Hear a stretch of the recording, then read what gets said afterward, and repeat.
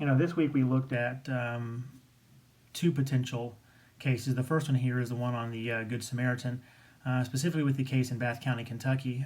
One of the things that really surprised me when I listened to the podcast, when I also read some research based on that incident, is that I didn't know Good Samaritan laws covered individual entities that were also involved in the criminal activity.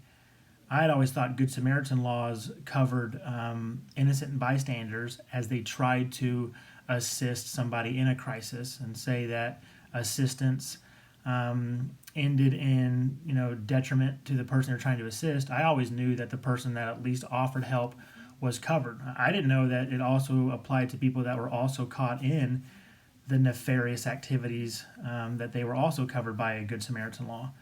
I know that it's a beneficial law for citizens who are afraid to get involved. And I know that it's good for a society to have the opportunity to help each other without the fear of doing it wrong and then facing a lawsuit.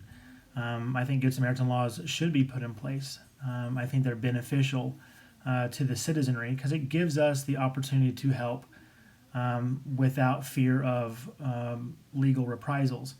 One of the other little interesting tidbits of the case is I really didn't know much about the possibility of drug symptoms being passed on through the skin. I know I should know that, but in this age of communicable diseases, we're all aware of what bacteria can do, and wash our hands, don't itch your eyeballs, don't put your fingers in your mouth.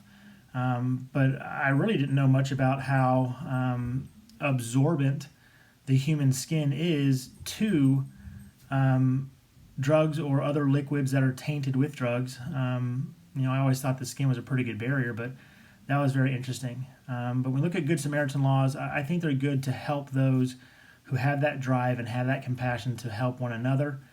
I think it's good to even, in the cases where there is maybe a nefarious activity, that, hey man, if I'm trying to call on my friend and get him to a hospital, that I need to know that I'm not going to be charged as well. And I may be charged with other things, but to have that kind of opportunity to help, knowing that I'm covered with the Good Samaritan law, I think is beneficial for us as citizens.